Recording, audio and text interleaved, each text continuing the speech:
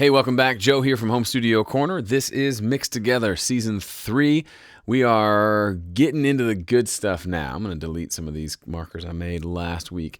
If you're just joining me, Mixed Together is a series where I'm mixing through this song from start to finish. We've just finished up our static mix. If you want to join in on the fun and download these tracks, go to homestudiocorner.com/MT for Mixed Together, and I will hook you up and you can join us. So now we've got a basic static mix. There's a couple places we can go from here.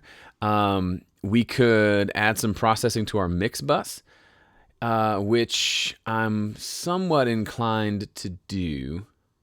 Oh, by the way, I do have Console Shaper on. So this is like a console emulation deal. It's kind of just default on in my mix. It just adds a little bit of warmth to the overall mix. I don't know if you can hear it right now. Let's just try it.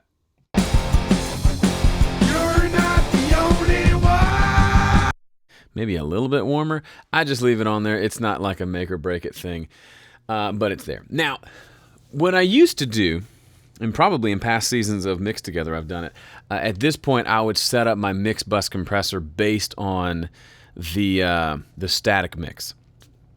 And the idea being the whole backwards mixing thing, let's start there and work our way back. The only problem with that is there's still too many kind of obvious problems in the mix. The vocals have too much low end, they need to be tamed a lot. The guitars and the drums, there's just a lot of problems there that we need to address, mostly in terms of EQ. Take out some different frequencies that are just clogging up the mid-range mostly. So before I go and do compression on my mix bus, I'm going to get some things handled first, and then I'll add it later. There are times where I forget to add mix bus compression till the end of the mix. In the past, I've said things like, that will completely ruin your mix. If you add mix bus compression late, you'll undo all your mixing. It's just not true. And I've said it, I don't remember where, or I would go delete it. It's just not true. It's helpful to mix into a compressor when you can, but I've been mixing more into the individual bus compressors on, for example, my drum bus, more than into what's happening on the mix bus, okay? All right, so what I want to do now is I want to take the vocals out. So I'll pull these faders down, and I'm not going to come back to those for a while. I'm going to get a great sounding instrumental mix and then work my way up from there. So let's just see kind of what things are sounding like with just the two of us, just the instruments.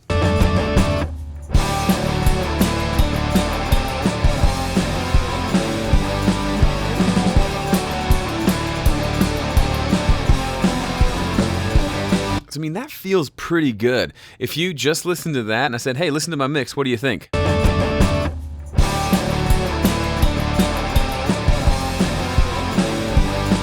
You might say, oh, it needs some more definition in the drums, or that weird ride cymbal thing that's coming through is too loud, or whatever. Guitars are a little muffled. But overall, it feels pretty good, considering we've not done a single plug-in yet.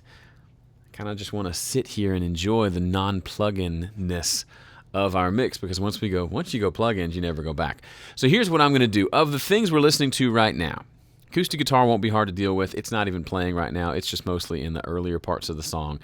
But this section where we've got the main kind of that big final chorus, this is where I want to hang out for a while. I want this to feel great. Now, one reason I do this, you can start anywhere in the song you want to, but a lot of people make the mistake of starting early in the song or on verse 1, and they'll mix, and make verse 1 sound amazing. Then the chorus comes, and it just doesn't hit very hard because they made the verse too big. So what I do is go to the biggest section of the song, get it sounding amazing, and then pull back to all the previous sections, and they're most likely going to be a little less energetic, which is what you want. If I want my chorus to be big, the stuff happening right before it needs to be a little bit smaller. So I like to start with the chorus, make it big, and then work my way backwards. So of the stuff that's playing right now, which is just drums, bass, and electric guitar,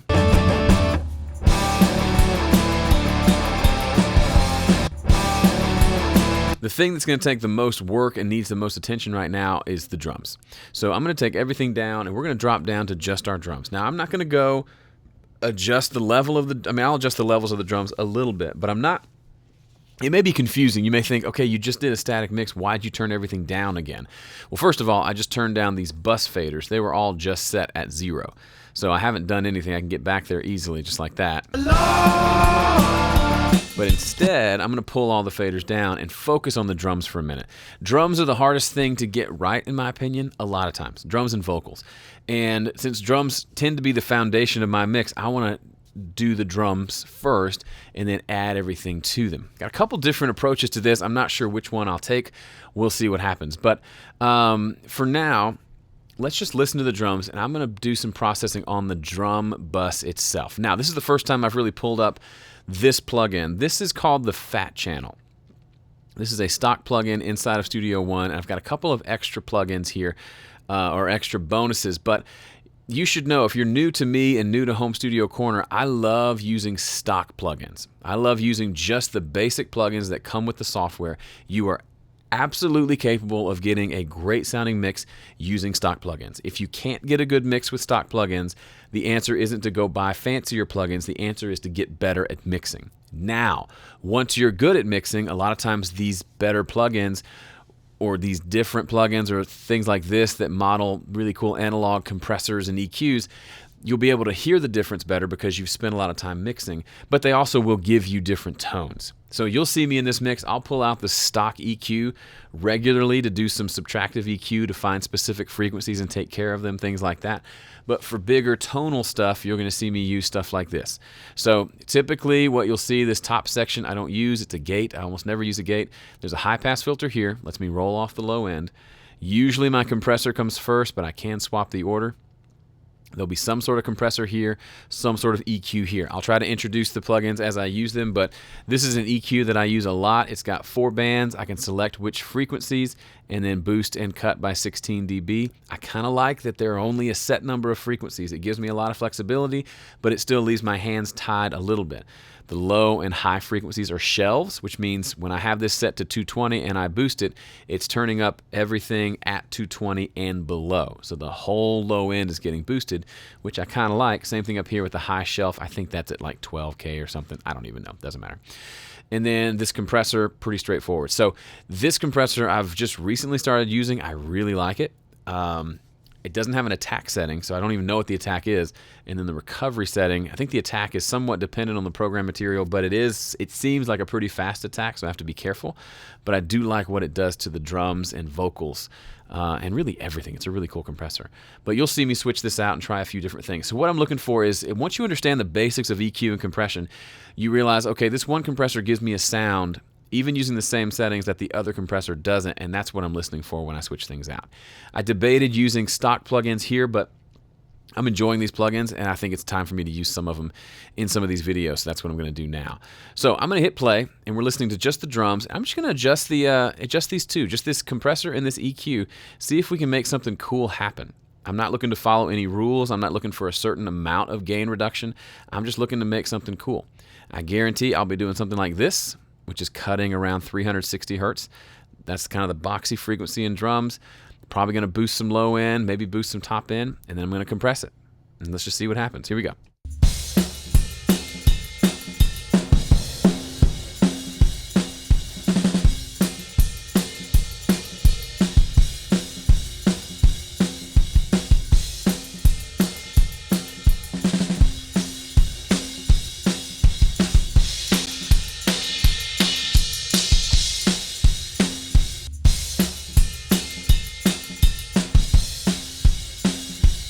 So a little smiley curve, cut the 360, boosted 110 and below, boosted at about 4K, 5K, gives me a little more of that snare sound that I like. Again, I can do all of this on the individual tracks, but this is my overall drum mix, and it sounded pretty good. Now let's see what happens with a little compression.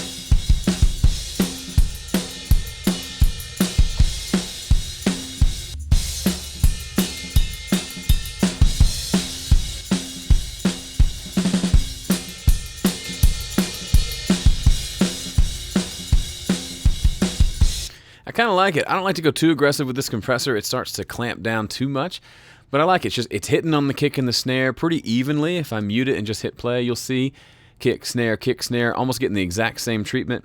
That feels pretty balanced to me. Do I still need to compress the kick and the snare on their own? Maybe. I don't know. Sounds kind of cool already. It's probably going to need a little more work. Kick drum's a little loose and flabby, but I kind of like this as a starting point. So now I'm going to pull back. And now we're going to go deal with the individual pieces of the mix. And if you've done any of my mixing videos before, you know I'm a big fan of what's wrong in the mix. I think it was Jakir King who says, what's raising its hand and saying, hey, come fix me, and kind of go from there. So one of the things I remember just from doing the static mix, we got to figure out these room mics. I don't know what to do. We've got a close room, we've got a far room, and a mono room. So let's just listen to those for a minute and see if we can come up with any sort of idea of what to do with each of these. Do we need all three? Do we just need one or the other, or two, or a combination? I'm not sure. Let's just listen and see what we hear.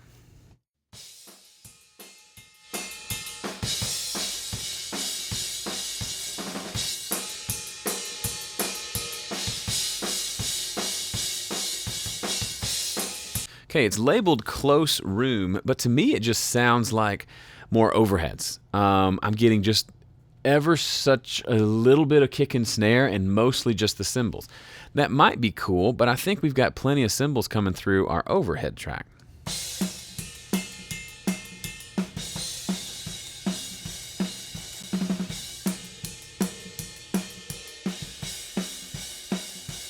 Yeah, I mean, we may want to EQ that overhead a little bit, but that's giving me plenty of the cymbal sound, and there's nothing left in this close room that I'm loving. It's just kind of a brighter version of the overhead, but without any stereo width to it, right? So it's just, I'm not loving it right now. I don't really see a point to it, so we're going to pull that fader down. It's kind of like just an extra overhead. I don't see any need for that. Now, the far room, I think I love. I love a big room sound. Let's see what that sounds like again.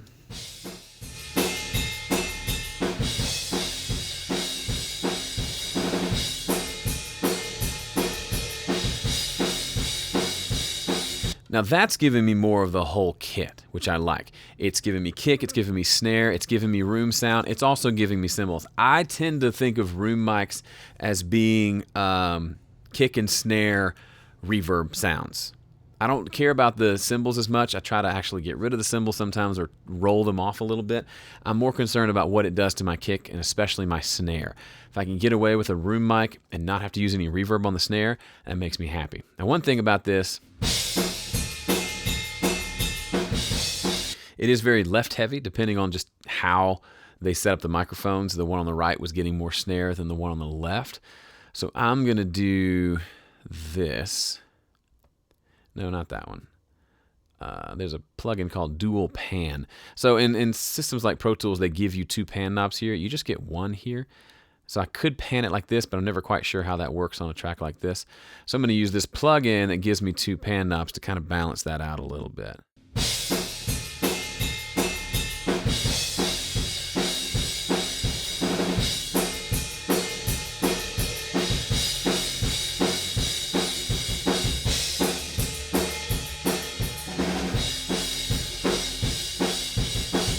Okay, that feels more up the center, the snare sound at least, which is what I like, and it might be kind of cool to widen it out. Now that we've balanced it, can we go with this width plugin and make it wider? Let's see. That kind of undoes what we already did and moves that snare sound back to the right. Oh no, timeout. All right, so don't tell PreSonus, but Studio One just crashed on me. That's awkward. Thankfully, it does keep auto-saving fairly regularly. So what? We turn the close room down. I got to redo. Oh boy, this is embarrassing. I got to redo the dual pan on the far room, right? What do we have it at about? 75% in, something like that.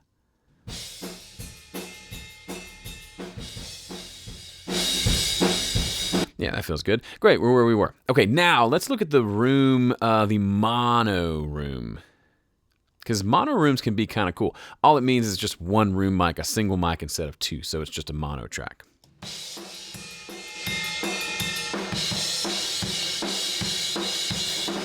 All right, so that's cool. You hear how the cymbal's going, kind of feels like it's pumping or swelling to the beat. That's because they ran this through some sort of compressor, which is cool.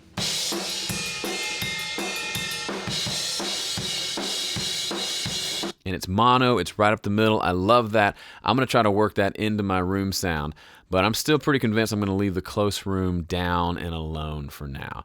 So what I'm going to do here, so I don't forget, I'll go in and select the close room track here, which we've done some edits on. So I'll select the whole thing, and I'll just hit a keyboard shortcut to mute it out. So it's grayed out. I can still see it there. I can always go back and turn it back on if I need to. But now it's just, in case I accidentally turn the fader up, it's not there, out of sight. Not out of sight, but just out of ear. That doesn't make any sense. So now let's listen to our room mics together. Back over here.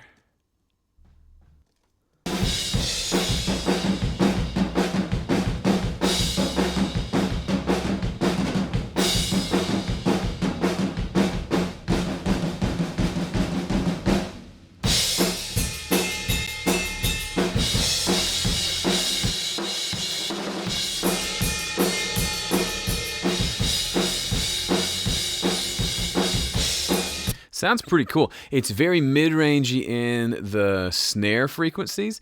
So what I want to do, sometimes I like to just go nuts and crush overheads or room mics. I'm not going to do that yet, but I'm just going to EQ some of that room sound out.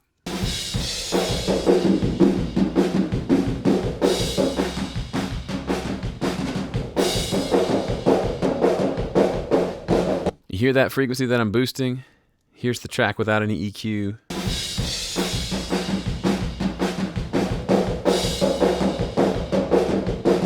It's all around 400 or 500 hertz or so. Let me pull that out and listen to how much it cleans up these rooms to where I can hear the room more than that one snare frequency.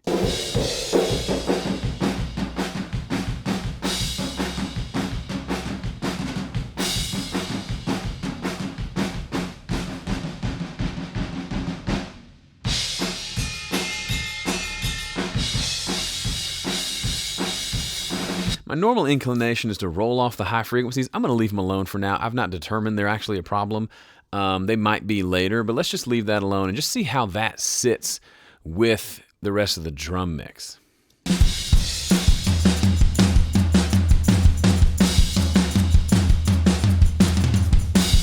Oh, sweet sister, that sounds good. Let me turn off this setting. There's a setting that's saying locate loop. Is it over here?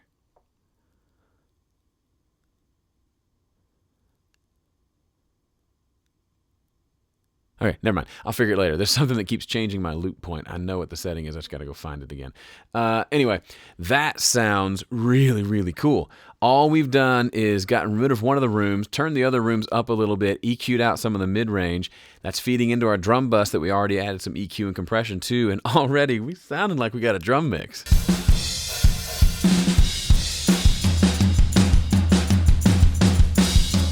Now listen to what happens when I mute out the room mics, or I'll turn them down and bring them back in.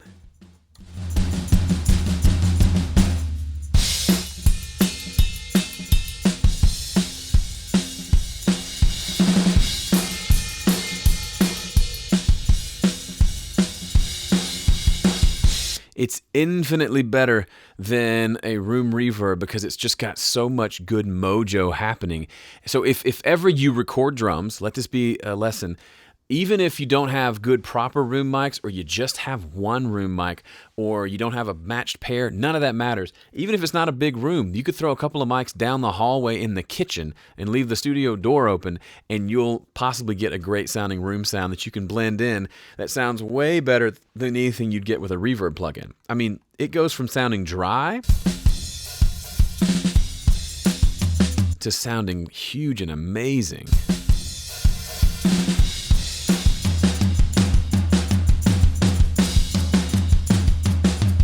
Now, is that a product of my dope mixing skills, or is that a product of the recording? It's mostly the recording, but also it takes some skill or some insight to go and decide which ones to have. Watch what happens when I bring the close room mic in. It kind of ruins the whole thing. It's muted. Remember how I muted it before? Let's unmute it for a second.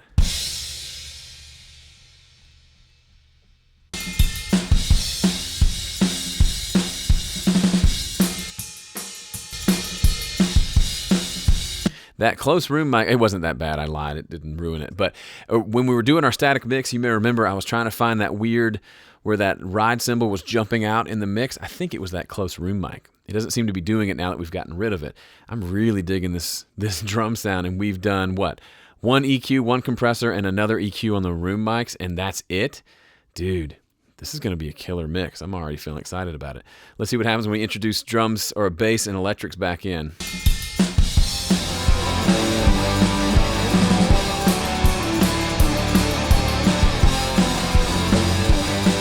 Pretty awesome. That little tit tit tit tit is still annoying me.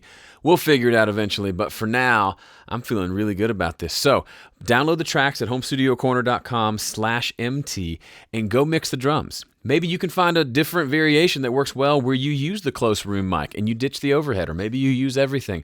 Maybe you find a magic setting that just blows you away. You just got to get in there and get your hands dirty and try some things out. It's so much fun, especially when you don't overdo things. Look how much fun we've had in this video by using essentially two plugins.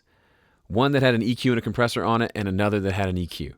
That's insane, and it just gets me super pumped up and excited about this. We're going to have some fun mixing this song. Make sure you're mixing it along with me, and I'll see you in the next one.